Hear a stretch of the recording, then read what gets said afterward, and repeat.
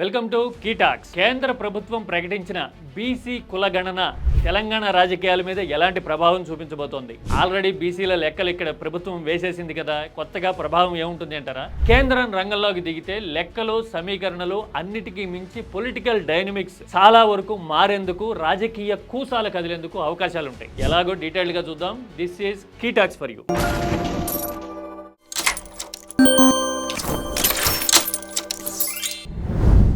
తెలంగాణలో 50 నుంచి 60% ఉన్న బీసీలకి ప్రాతినిధ్యం విషయంలోనూ, ప్రాధాన్యం విషయంలోనూ చర్చ ముందు నుంచి జరుగుతూనే ఉంది. తెలంగాణ ఏర్పడిన తర్వాత 10 ఏళ్లు బీఆర్ఎస్ ఉండటం, కాంగ్రెస్ అధికారంలోకి వచ్చిన తర్వాత రేవంత్ రెడ్డి ముఖ్యమంత్రి కావడం, బీసీల లెక్కలు తీశాము అని కాంగ్రెస్ ప్రకటించిన తర్వాత దాని మీద గగ్గోలు పుట్టడం, ఇది ఇప్పుడున్న గ్రౌండ్ రియాలిటీ.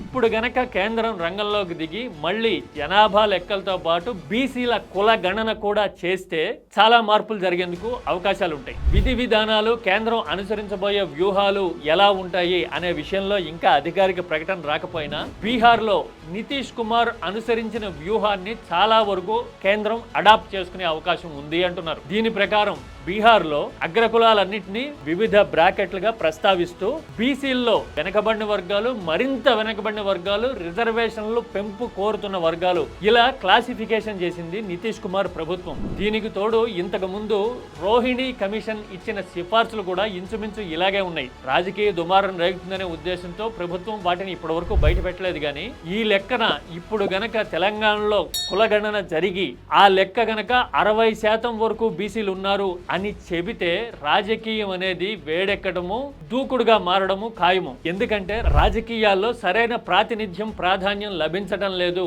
అనే అసంతృప్తి, ఆవేదన, ఆక్రోశం బీసీల్లో ప్రబలంగా ఉన్నాయి. కానీ బీసీలకు రాజ్యాధికారం లాంటి నినాదాల వల్ల ఆ కులాలు ఒంటరి అయిపోయేందుకు, మిగతా అగ్రవర్ణాలన్నీ వాళ్ళని లక్ష్యంగా చేసుకునేందుకు అవకాశాలు ఉండటం వల్ల ఆ రాజ్యాధికారం అనే నినాదం రాజకీయంగా ఇప్పటి వరకు విజయవంతం కావట్లా. కానీ బీజేపీ లాంటి పార్టీ కనుక ఈ లెక్కలు ప్రకటించి వ్యూహాత్మకంగా బీసీ ఎజెండాని తెర మీదకి తెస్తే, అర్థమయ్యేలా చెప్పాలంటే మున్నూరు కాపు, ముదిరాజు, పద్మశాలి, యాదవ, గౌడ లాంటి కులాలన్నీ అగ్రవర్ణాల కాంబినేషన్ తో ఉన్న బీజేపీ కనుక జోడైతే వచ్చే ఎన్నికల నాటికి తెలంగాణలో రాజకీయ సమీకరణలు ఖచ్చితంగా మారచ్చు. ఆల్రెడీ బీఆర్ఎస్ ని చూసాము, ఇప్పుడు కాంగ్రెస్ ని చూస్తూ ఉన్నాము. అలాగే హామీల అమలు విషయంలో కాంగ్రెస్ కి అనేక సవాళ్లు ఉండనే ఉన్నాయి. ఇలాంటి సమయంలో బీసీ నేరేటివ్ తో వచ్చి మేము బీసీలకు న్యాయం చేస్తాం అని బీజేపీ గనక బలమైన వాదనని ఎత్తుకుంటే గనక తెలంగాణ ఆలోచనలో పడడం ఖాయం అనుకోవాలి. ఎందుకు అంటే ఈ బీసీల జనాభా గణన గాని, బీసీల కుల గణన గాని 26లో మొదలై 1 సంవత్సరం పాటు సాగుతుంది అనుకున్నా,